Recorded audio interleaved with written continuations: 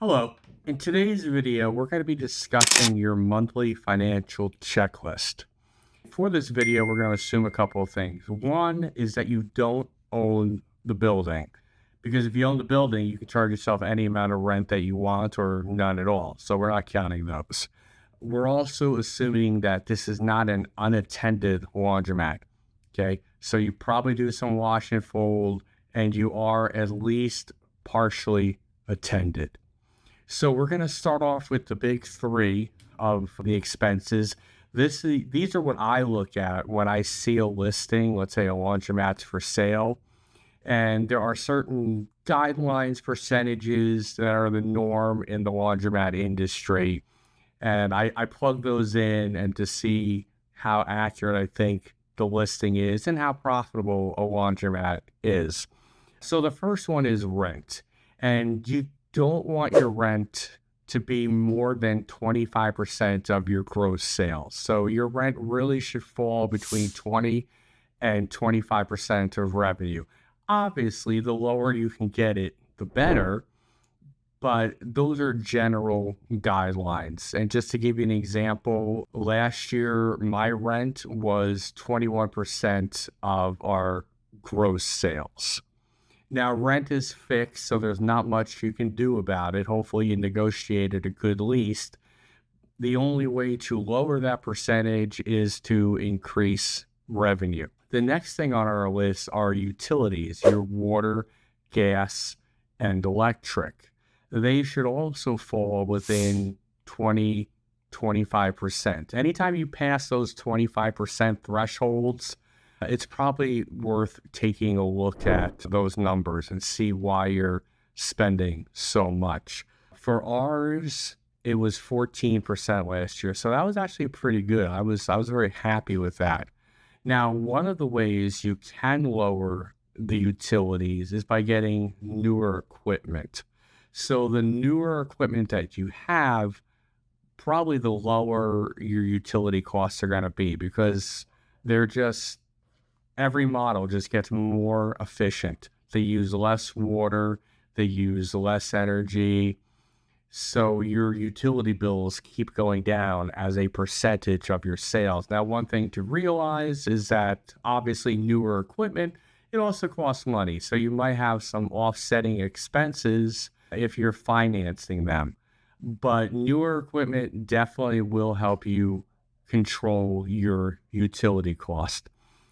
And the third of the big three is payroll. Now, again, payroll should be between 20 and 25%. I looked at ours and it was 30%. So that's something that I personally want to look at. Now, depending on what state you're in, your minimum wage could be different. I think that we pay pretty well. So I want to keep good people. My daughter works for us, and we actually paid more than Chick-fil-A paid. So we pay a going rate in New Jersey to get somebody pretty good. And that does lead to higher payroll costs. I really am focusing on that this year, and I want to drop that by 2 or 3 percentage points at least. But those are your big three. And they're going to probably between 50 and 75% of your sales. Obviously, closer to 50 is where you want them, but those are going to be the majority of your big expenses. So let's get into some of the smaller but still important expenses. The first one being insurance. Now, you can get insurance anywhere. You can get it through Geico, but I don't recommend it. Now, that's not a knock on Geico. We have our homeowners insurance and our car insurance through them. But the problem is that you're going to get general business insurance, and what you really need is specific laundromat insurance. Luckily, I can recommend somebody for you, and we are going to be doing a video on what to look for in laundromat insurance. But every business has its own unique facets, and the laundromat is no different. So you want to make sure that the insurance you have is specifically for laundromats. And it's not expensive. But this is someplace that you probably don't want to save a few dollars. It cost me $2,700 last year. And yes, maybe you could save a few $100s by going somewhere else, but this is not where you want to save money. You want to make sure that you're covered for laundromats. Another expense, and I know a lot of people haven't gone this way, but it's 2024, and I strongly, strongly urge people to do it, is you need to get a POS system, okay? You need to have a register that tracks all your data, that tracks all your customers. If you want to expand into large amounts of wash and fold, if you want to do pickup and delivery, if you want to scale your business, if you want to sell your business someday, you really have to have a POS system in 2024. I came across an old notebook that the previous owners used, and they literally hand wrote everything that was happening in the business. Sold $5 detergent, and John came in 14 pounds of, wash and fold. And my heart gets like, I get scared because you're like one coffee spill away from like all your books being damaged. In 2024, people expect, it is a necessity to have a POS system. You go in, you buy 2 slices of pizza, they press some buttons on the screen, they have a POS system. You go into a hair salon, a barber shop. Now, obviously, I don't go very often, but if you did, they would put you into a POS system. They're not just going to write. Remember, they used to have that big book that they'd write. No, they don't do that anymore. They have a POS system. So you need to have a POS system, and a POS system is going to cost you between $2,000 and $5,000 a year, depending on what you get with it. But in 2024, it is a necessity. And if you want to sell your business someday, there's a lot of savvy people coming into the laundromat industry. Okay. They want to see that they're buying a business that's in 2024.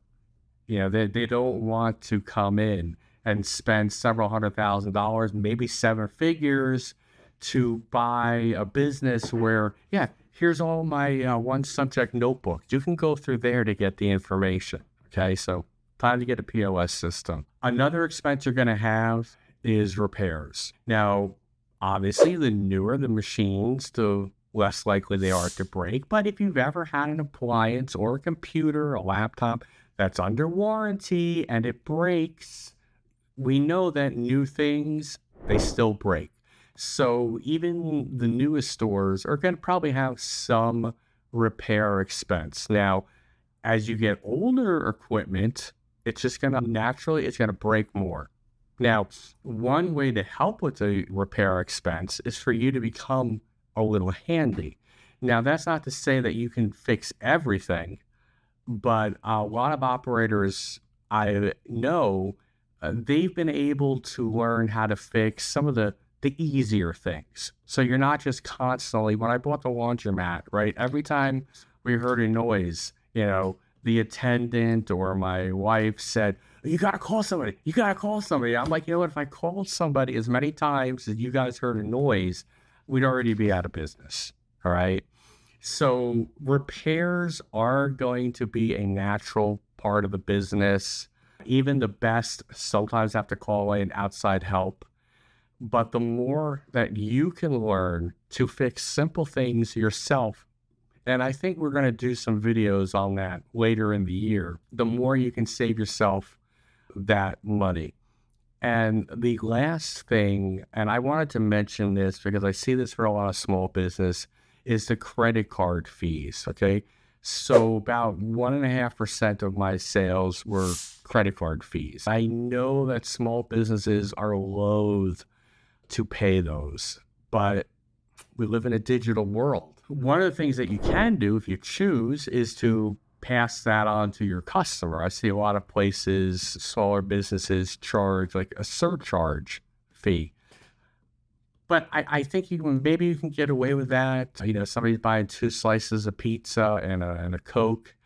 But, if they have $130 in wash and fold, they're not going to want to pay a surcharge on top of that. So that is something you also have to keep in mind.